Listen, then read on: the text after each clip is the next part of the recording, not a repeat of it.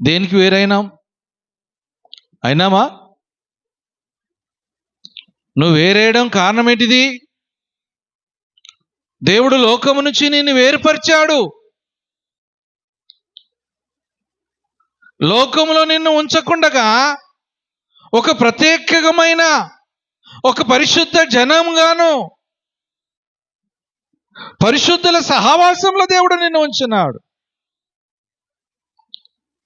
పరిశుద్ధ సహవాసము నుండి నీవు తిరిగి మళ్ళీ నేను లోకములో వెళ్తానంటే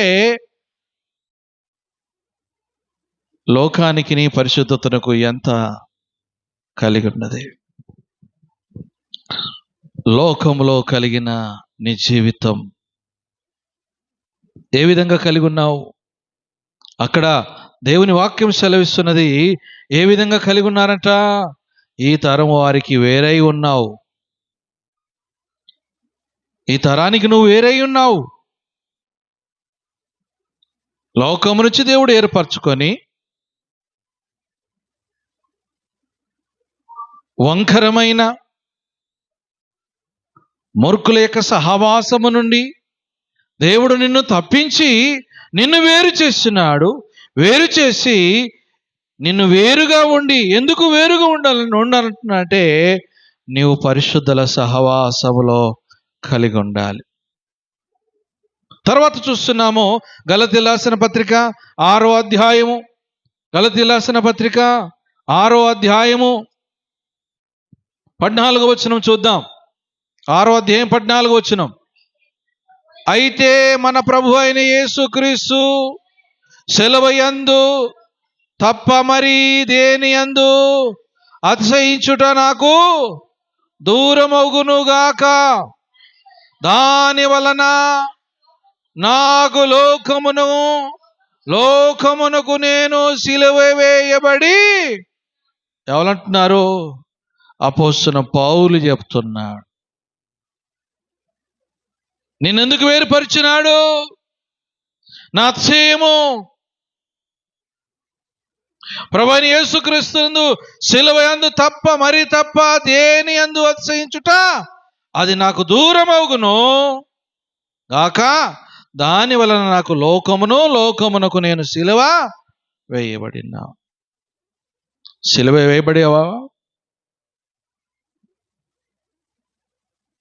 ఇంకా లోకంలోనే జీవిస్తా అంటాం, ఇంకా లోకంలో ఉన్నా అంటున్నాను. పౌలు అంటున్నాడు, నేను సిలువ వేయబడినాను. ఎవరికి? లోకానికి నేను సిలువ వేయబడినాను. ఏదైనా అతిశయం ఉన్నదంటే ఆ సిలువ యందే. ఆ సిలువ యందు ఎందుకు అతిశయపడుతున్నా అంటే, సిలువలో యేసుక్రీస్తు నీ కొరకు ఆయన బలియాగమైనాడు, నీ కొరకు ప్రాణం పెట్టినాడు. నీ కొరకు ప్రాణం పెట్టి సమాధి చేయబడి ఆయన 3వ దినమున సమాధి నుంచి గెలిచి లేచి 40 రోజులు ఈ లోకములో ఉండి ఆయన ఆరోహణమైనాడు, తిరిగి రానై ఉన్నాడు. లోకములో నువ్వు వేరై ఉండడం అంటే ఏంటిది? మన మత్తయి సువార్తలో చూస్తాం.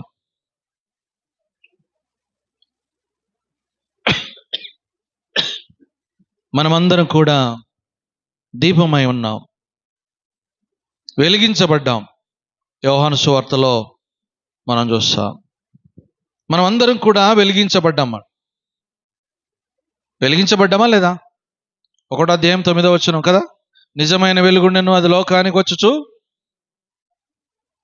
చూడండి, యోహాను సువార్త 1వ అధ్యాయం 9వ వచనం.